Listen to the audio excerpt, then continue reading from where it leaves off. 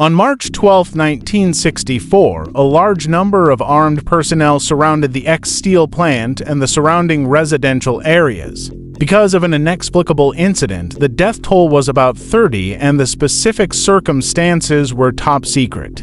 The first group of personnel wearing chemical protective suits used 3 trucks to collect a large pile of metal fragments and then dug up all the colored soil. Basically, nothing was left.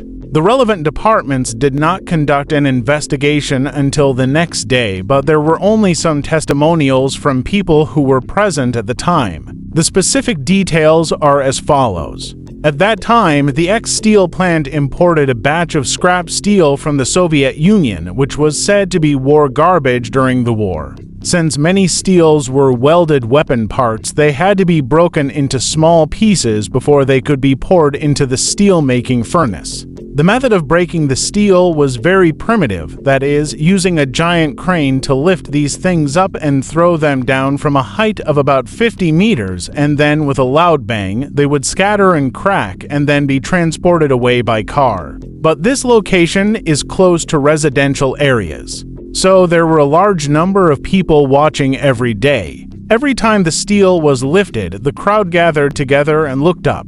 As soon as it fell, the crowd immediately fled in all directions, and then there was a loud roar and everyone cheered in excitement. Almost every week, someone was injured by the flying debris. Of course, most of these steels were military supplies, some of which were printed with the logos of the Japanese Army and Navy, some were printed with the logos of the Soviet Army, and even the German Iron Cross. Some were simply tanks or bunker turrets. It was an eye-opener. On March 12th, a total of 4 large objects were transported, 3 of which were smashed, leaving only the last one, which was extremely hard and was not smashed after being smashed 5 times.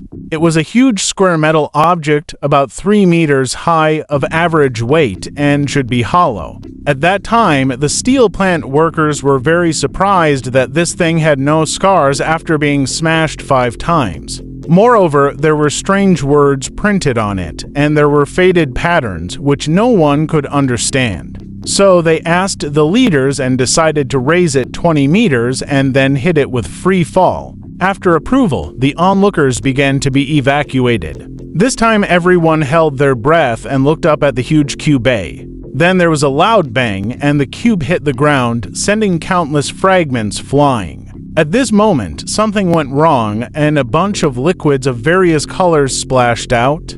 The liquid that fell on the ground would penetrate deep into the ground and then become extremely bright and smelly. But the liquid that stuck to the human body would swell and become larger, turning into a worm shape and drilling out of the human body, leaving behind a pile of corpses with huge wounds, which were empty inside. Then the worms began to transform, running into the Hai River in large numbers, and all disappeared in the water. It was a mess at the time, and some people were sent to the hospital. Those who escaped home lost their sense of taste, and they all said that the thing was very smelly, and then they could no longer smell anything else after smelling it. At first, everyone chased the running colorful little people, but those things moved very quickly and were brightly colored. They seemed to be making all kinds of sounds, which was probably their language, accompanied by panicked and terrifying screams. Everyone was terrified, and for several consecutive days afterwards, people ran out of their homes one after another.